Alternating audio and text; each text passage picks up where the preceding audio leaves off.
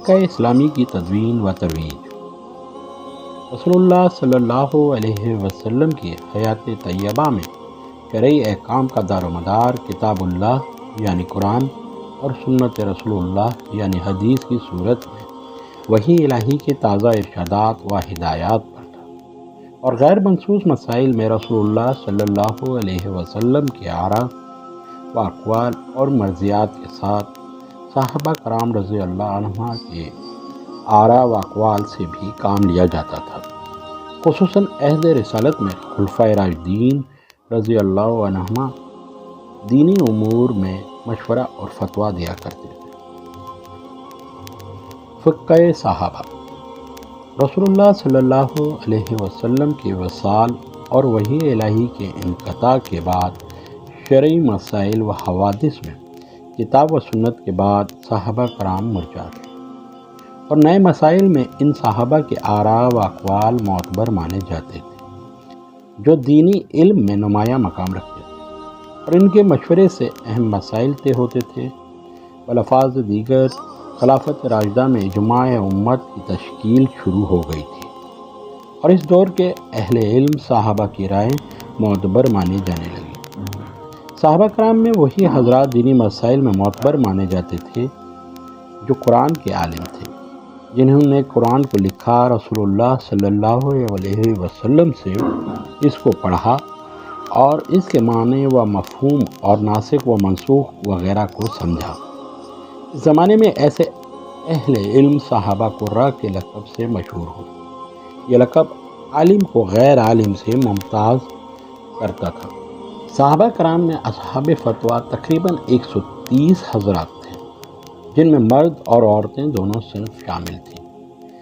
ان میں فتوے کے اعتبار سے 7 صحابہ مختصرین ہیں، یعنی ان کے فتاوے کثرت سے ہیں۔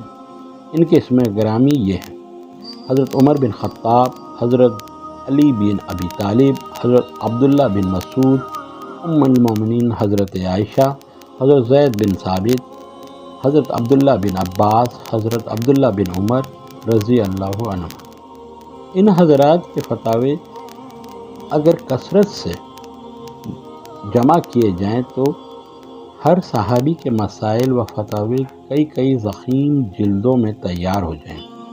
چنانچہ ابو بکر محمد بن موسیٰ نے صرف حضرت عبداللہ بن عباس کے فتاوے 20 جلدوں میں جمع کیے، اور یہ 13 حضرات متوسم ہیں: حضرت ابو بکر صدیق، ام المومنین حضرت ام سلمہ، حضرت انس بن مالک، حضرت ابو سعید خدری، حضرت ابو ہریرہ، حضرت عثمان بن عفان، حضرت عبداللہ بن عمرو العاص، حضرت عبداللہ بن زبیر، حضرت ابو موسیٰ اشعری، حضرت سعد بن ابی وقاص، حضرت سلمان فارسی، حضرت جابر بن عبداللہ، حضرت معاذ بن جبل رضی اللہ عنہ۔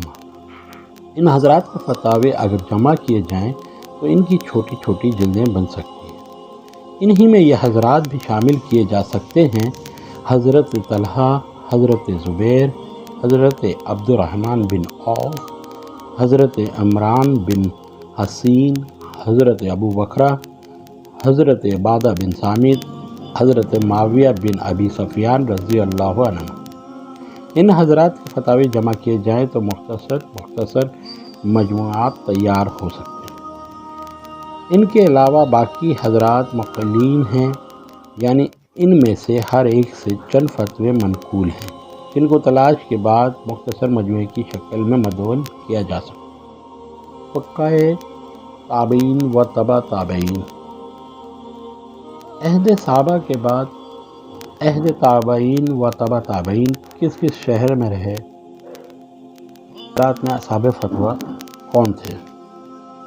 فقہ تابعین و تبع تابعین عہد صحابہ کے بعد مختلف شہروں میں رہے، کیونکہ مدینہ منورہ، مکہ مکرمہ،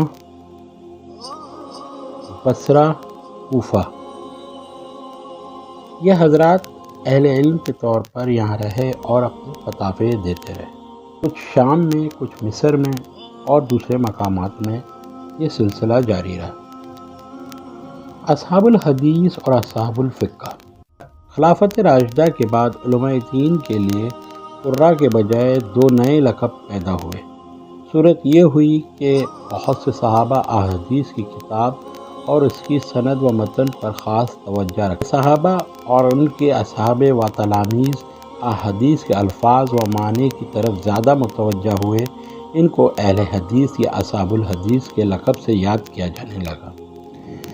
ان کے مرکز حجاز کے 2 شہر مکہ مکرمہ اور مدینہ منورہ تھے۔ ان کے مقابلے میں بہت سے صحابہ احادیث کی کتابت کو پسند نہیں کرتے تھے، بلکہ ان کو زبانی یاد کر کے معنی و مفاہیم پر زیادہ توجہ دیتے تھے۔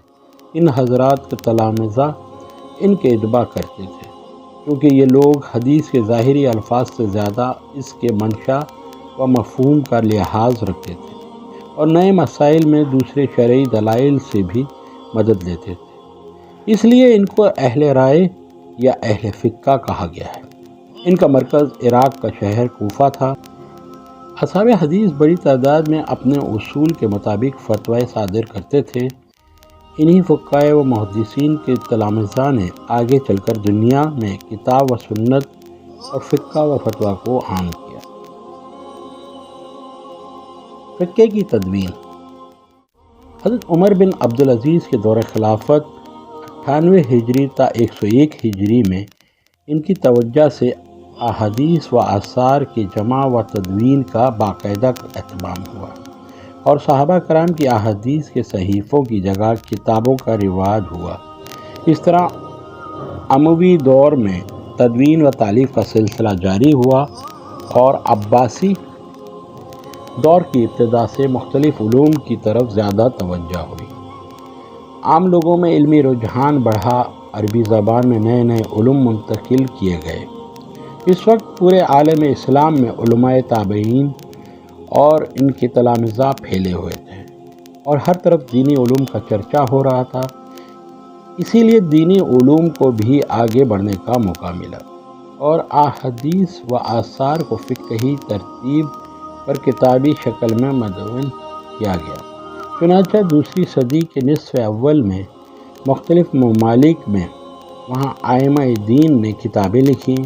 مدینہ منورہ میں امام مالک نے، مکہ مکرمہ میں ابن جری نے، بصرہ میں ربیع بن کبیع نے، کوفے میں سفیان ثوری نے، شام میں اوزاعی نے، وسط میں حشیم نے، یمن میں معمر نے، رے میں جریان بن عبد الحمید نے، خراسان میں عبداللہ بن مبارک نے کتابیں لکھی۔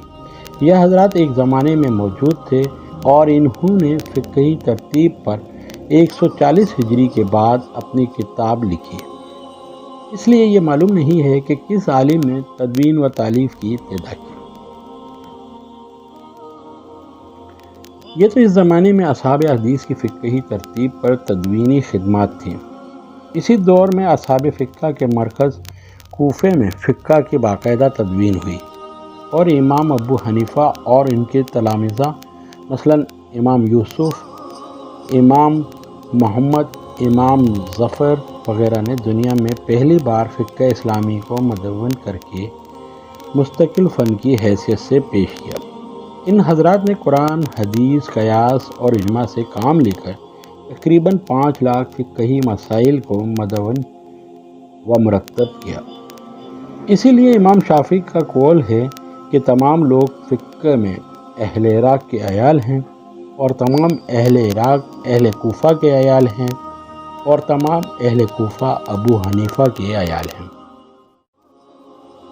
نیز فقہی فروعات و مسائل کی طرح اصول فقہ کی تدوین سے پہلے امام ابو حنیفہ اور ان کے تلامذہ نے الغرض دوسری صدی میں فقہ و محدثین بلفاظ دیگر اہل حدیث اور اہل فقہ نے اپنے اپنے اصول و قواعد کی روشنی میں مسائل کے استنباط و تدوین کی خدمت انجام دی۔ ان کے بعد دونوں جماعتوں کے تلامذہ و متبعین نے اپنے پیش روؤں کے نقش قدم پر چل کر حدیث و فقہ کو مدون کیا۔ یہاں پر یہ جاننا بھی ضروری ہے کہ محدثین اجتہاد و قیاس کے منکر نہ تھے، البتہ وہ احادیث پر زیادہ توجہ دیتے تھے اور حتی الوسیع الحدیث کے ظاہری معنی پر عمل کی کوشش کرتے تھے۔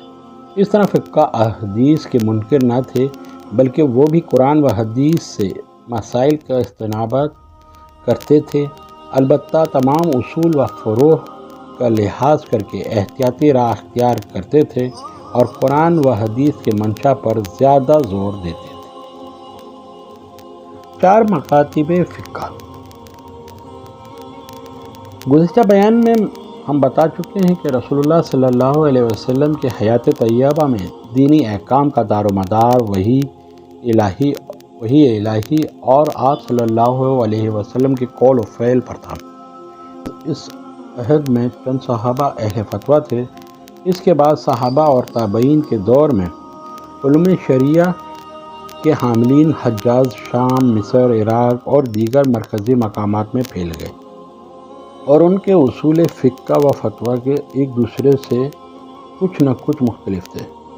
ان میں علماء حجاز حدیث کے اسانید و متون میں مشہور و معتبر تھے۔ ان کے سلسلہ تلامذ میں بڑے بڑے ائمہ حدیث پیدا ہوئے۔ ان کے سرخیل حضرت امام مالک بن انس متوفی 189 ہجری میں، جنہوں نے مدینہ منورہ میں اپنی کتاب موطا کو فقہی ترتیب پر اس طرح مدون کیا کہ یہ کتاب گویا اس طبقے کی ترجمان بن گئے۔ اس کے مقابلے میں علماء عراق احادیث کی روایت میں بڑی شدت سے کام لیتے تھے، بلکہ غایت احتیاط و تحریر کی وجہ سے فتوے میں قال رسول اللہ صلی اللہ علیہ وسلم کے بجائے اس کی نسبت اپنی طرف کرتے تھے تاکہ روایت میں زیادہ سے زیادہ احتیاط ہو سکے اور کوئی ایسی بات رسول اللہ صلی اللہ علیہ وسلم کی طرف سے منسوب نہ ہو جس کو آپ صلی اللہ علیہ وسلم نے نہ فرمایا ہو۔ اس جماعت کے سرخیل حضرت امام ابو حنیفہ نعمان بن ثابت متوفی 150 ہجری میں ہیں، جنہوں نے اپنے تلامذہ کو لے کر فقہ اور اصول فقہ کو باقاعدہ مرتب کیا۔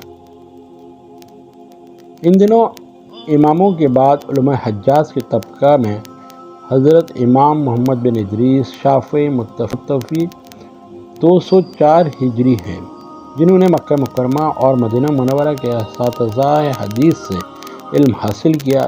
اسی کے ساتھ امام ابو حنیفہ کے تلامذہ سے تحصیل علم کی، خصوصیت کے ساتھ امام محمد بن حسن شیبانی سے بہت زیادہ پڑھا، کیونکہ امام شافعی نے علوم دینیہ کے دونوں مرکزوں یعنی حجاز اور عراق سے قصب فیض کیا تھا اور دونوں مکاتب فقہ و حدیث کے اصول و فکر و نظر سے واقفیت حاصل کی تھی۔ اس لیے اہل حجاز اور اہل عراق کے طرز تفقہ میں درمیانی راہ پیدا کی اور ایسی فقہ و مدون کی جس میں حدیث اور رائے کا توازن برقرار رکھا۔ اس درمیانی راہ میں امام شافعی نے اکثر مسائل میں اہل حجاز کے سرخیل اور اپنے استاد امام مالک سے اختلاف کیا اور اپنا جداگانہ مسلک جاری کیا۔ امام شافعی کے بعد بغداد میں امام احمد بن حنبل شیبانی متوفی 241 ہجری نے اہل حجاز کو علمی سلسلے کے ساتھ وابستگی رکھ کر اپنے مسلک کو رائج کیا، جس کی بنیاد زیادہ تر حدیث کے الفاظ و معنی پر رکھی، مگر اس میں اتنا غلو نہ تھا جتنا کہ امام داؤد ظاہری نے کیا۔ امام احمد بن حنبل کے فقہی اقوال اور فتاوے کو ان کے شاگرد خلا نے الجامع الکبیر کے نام سے ایک کتاب میں 20 سے زائد اصفار میں جمع کیے تھے۔ ان ائمہ اربعہ کے فقہی مذاہب سے پہلے ہر شہر کے لوگ مقامی مفتی و فقہ کا اتباع کرتے تھے، نیز ایک مقام کے فتوے دوسرے مقام پر پہنچتے تھے۔ اسی طرح ان چاروں فقوں سے پہلے عالم اسلام میں کئی فقہ کے فقہ راج تھے اور عوام ان کے فتاوے پر عمل کرتے تھے۔ چنانچہ امام سفیان ثوری متوفی 161 ہجری، امام حسن بصری متوفی 110 ہجری اور امام اوزی متوفی 157 ہجری کے فقہی مذاہب پر عمل ہوتا تھا، مگر یہ تینوں مسلک 3 صدی تک معمول بار رہ کر ختم ہو گئے۔ اسی طرح امام ابو ثور متوفی 240 ہجری کا مسلک 3 صدی تک رائج رہا۔ اور ختم ہو گیا۔ البتہ امام داؤد ظہری متوفہ 270 ہجری کا ظاہری مسلک زیادہ مدت تک چلا۔ علامہ ابن خلدون نے مقدمے میں بیان کیا ہے کہ یہ مذہب 8ویں صدی تک دنیا میں رائج تھا۔ ظواہر حدیث کا مطلب اس کے ظاہری الفاظ کے مطابق بیان کرتے تھے، اس میں کسی قسم کے اجتہاد اور قیاس کو دخیل نہیں مانتے تھے۔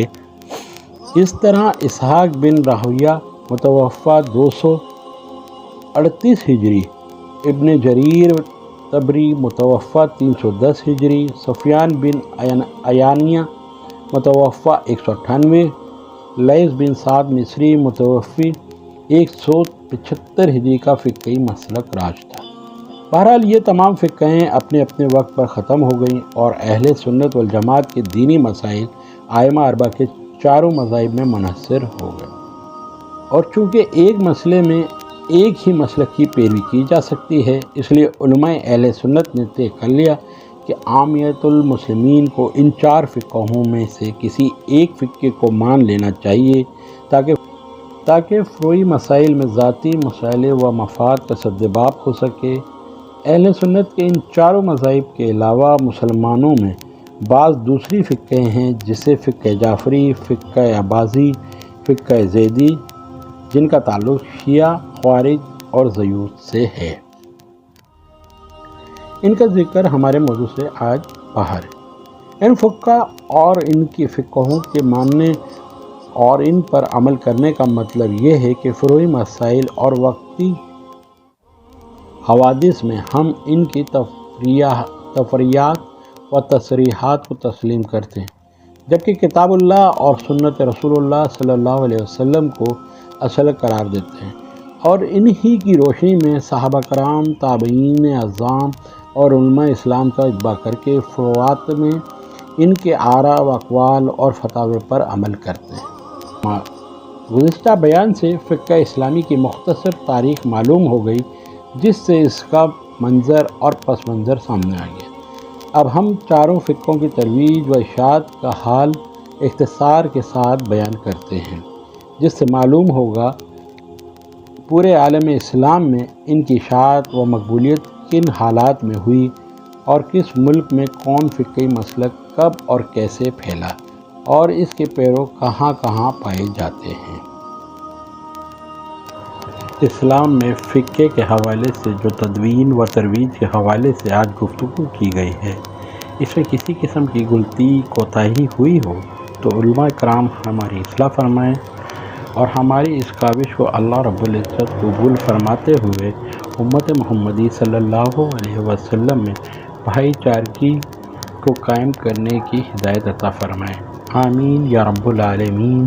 السلام علیکم ورحمۃ اللہ وبرکاتہ۔